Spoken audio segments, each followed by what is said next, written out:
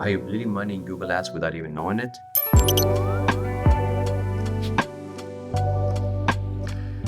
I'm Oliver Moreno, and over the past 15 years managing millions of dollars in Google Ads spend, I've seen the same costly mistakes destroy campaigns over and over again. Most people have a set it and forget it mentality with Google Ads. But today, I'm going to show you 3 optimization tips that could save you thousands of dollars starting this week. Plus a bonus tip that makes everything else worthless if you get it wrong. So let's dive in. Here's the truth. Google wants you to spend as much as possible, even on completely irrelevant clicks. That's where negative keywords become your secret weapon. Think about it this way. If you are a personal injury lawyer, you don't want to pay for clicks from people searching for lawyer salary or how to become a lawyer. But without negative keywords, Google will happily charge you for those useless clicks. I'm going to show you exactly how to find these money wasting keywords. All right, so let's take a look to see how you can apply negative keywords to your campaign. Uh, well, let me show you first. See, just typically most people think it's here. Those are the keywords that you have in your current campaign. Now there's a tab here, right at the top next to keywords called negative keywords. In there, it shows you everything that you have applied. In our case, I like to organize all the negative keywords into a group. So I create a list. Once I go into the list, it's going to show me everything that I have used for this specific account. I mean, this could be in the hundreds and eventually could be in the thousands. This case, I have about 485 keywords that are negative that, again, we don't want to link with the account in any way, shape, or form. So you go to your campaign, you go to Insights and Reports, you're going to look for Search Terms tab right here. Once you go there, you're going to go browse through, for example, I'm checking this month's data. So today is September 22nd. So I have from the 1st of September to the 22nd. And I see here this one, for example, I don't even know, this is like a name of a different attorney, not anyone that works at the current customer's firm. So typically I like to remove them. You'll see some of them already show as excluded, means I already did this before for all the keywords. So I'm just gonna glance through this. I see Victoria something here. I see this is not associated with the customer. I see this. So what I do now, after I select the one that I want, I click into the following. I'm click on this one too, add as a negative keyword. Our case here, I'm gonna put them in a negative keyword list. If there's more than one list, you'll see it on your drop-down menu. You click save, boom. That's easy, as simple as that. Now you can always sort them out by clicks and you know exactly if you were wasting money on a specific keyword or not. For example, here, this one was already excluded, but this cost the customer $21. Therefore, this is why it's so important to keep an eye on this type of keywords, because this is just literally wasting money down the drain. Here, we know when we have a new account, typically we do it like on a daily basis. As we get more data, we just go into weekly and then every bi-weekly. And it depends on the age of the account. We have to do this once a month. But for the most part, it has to be touched at least once per week. As you notice, it's simple, nothing very technical about it, but the amount of money that you can save is tremendous. So now on to the next one. Google will always try to convince you to use their search partners network. They make it sound amazing, reach more customers across the web, but here's what they don't tell you. 99% of the time, this setting destroys your campaign performance. Your ads will show up on sites that you have never heard of, and the traffic from these sites is completely untargeted, which means that it leads to cheap, unqualified clicks that never convert. Here's how to fix it. Well, this one is very simple fix that I'm going to show you. It literally takes seconds to do it. So once you log into your campaign, what you're going to do is you're going to click in campaigns. Click on this gear once you hover over the name of the campaign, which is Edit Settings. You click there. It brings you to the next screen. You're going to go into Networks right there. You select Networks. You have to make sure that the search network is not checked.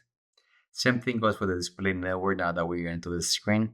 For the sake of this video, now we're just working on the search partners, but make sure that by default, sometimes it's like this. This is the way you'll see it.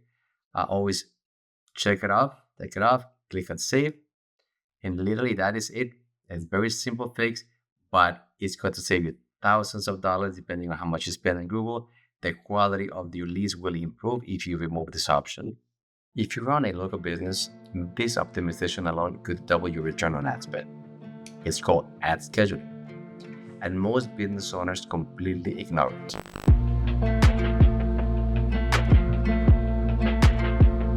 If you are a local dentist, HVAC company, or restaurant, why would you run ads at 2 a.m. when you're closed? When someone calls after hours, that lead goes cold very fast. Plus, you're wasting budget during low intent hours instead of maximizing it when customers are ready to buy. If you're open from 9 to 5, run ads from 8 a.m. to 6 p.m. This concentrates your budget when customers can actually reach you. Now, there are exceptions to the rule. Emergency services like plumbers, locksmiths, or towing companies should run ads 24/7. E-commerce businesses should also run around the clock since people shop online anytime. But for appointment-based local businesses, ad scheduling is a game changer. The result? Your daily budget gets spent during peak hours when customers are most likely to convert instead of being wasted overnight. Let me show you exactly how to set this up.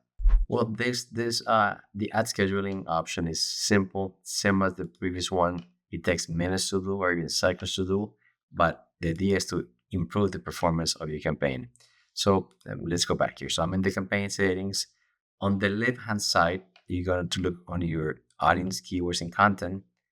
You go to ad schedule, simple. Then on the ad schedule, it's going to show you what you have. Sometimes you have everything grayed out because you haven't set that up yet, but it's very simple. You do is click on the pencil icon, and based on your business hours, then you just go ahead and modify it. Monday, Tuesdays. If you are closed on specific days, like Sunday, for example, you don't have to do anything. In this case, you see Sundays for this customer is completely off, so the ads will not show on Sundays. This specific campaign is running from 8 a.m. to 8 p.m., from Monday through Saturday. And then here you see the numbers as far as, well, the data here is going back to 30 days. What's working the best, like Mondays, for example, is the one that seems to generate most of the leads based on this schedule. That's how you do it. Simple. And this, again, I'm trying to show you guys something that's basic, simple, that takes minutes. You don't need any advanced knowledge to make this happen. And if you have questions about this, be sure to drop it in the comments, and I'll be checking the comments as well. Here's the bonus tip that makes everything else worthless if you skip it. Proper conversion tracking. I cannot tell you how many accounts I audit where this is completely broken. Without accurate conversion tracking, you are flying blind. You might think your campaigns are profitable when they're actually losing money. Or you might pause a winning campaign because you cannot see the conversions. Let me show you how to verify your conversion tracking is working.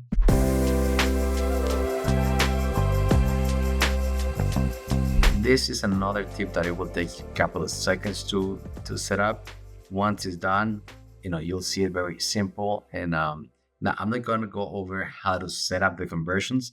What I'm covering here is how to check to see if they were done properly. Most likely I will do another video on how to set up conversions properly. Be a little longer video. But again, be sure to drop in the comments to see what type of content you want to see from me. If you have questions, be sure to drop a DM and I'll be able to help you guys out. So once you are logged into your campaign, you're going to go to the left side menu where it says goals. Under goals, you go to summary.